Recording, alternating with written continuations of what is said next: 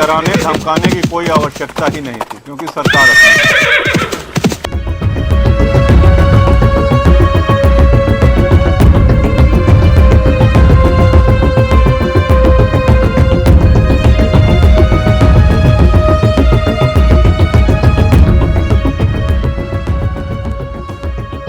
उत्तर प्रदेश के प्रतापगढ़ जिले के कुंडा विधानसभा क्षेत्र में मतदाता सूची को लेकर विवाद खड़ा हो गया है। राजा भैया के नाम से प्रसिद्ध कुंडा के विधायक रघुराज प्रताप सिंह की पत्नी भानवी कुमारी सिंह ने आरोप लगाया है कि उनका और उनकी 2 बेटियों का नाम मतदाता सूची से हटा दिया गया है। इस मामले में उन्होंने मुख्यमंत्री योगी आदित्यनाथ और चुनाव आयोग को पत्र लिखकर शिकायत दर्ज कराई है।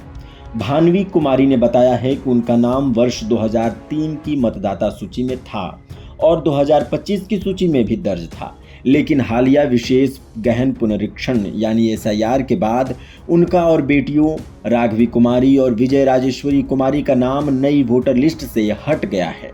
उन्होंने ये भी कहा कि उन्हें पहले से कोई सूचना नहीं दी गई और उन्हें आपत्ति दर्ज कराने का मौका भी नहीं मिला। भानवी ने अपने दावे के समर्थन में 3 सबूत भी साझा किए हैं। उन्होंने अपनी पुरानी और नई मतदाता सूची के स्क्रीनशॉट दिखाते हुए कहा कि पहले उनका नाम सूची में मौजूद था, लेकिन अब गायब है।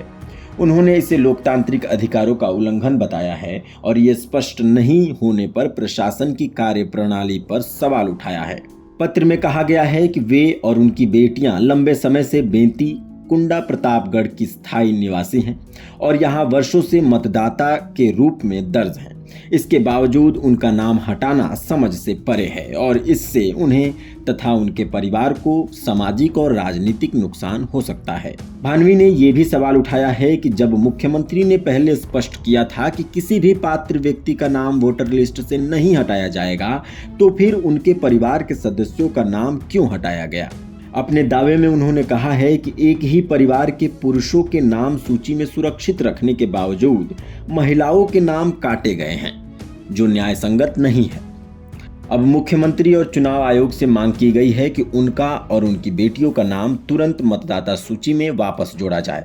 इसके अलावा भानवी ने यह भी स्पष्ट करने की मांग की है कि किस अधिकार, किन आधारों और किस दबाव में नाम हटाने का निर्णय लिया गया।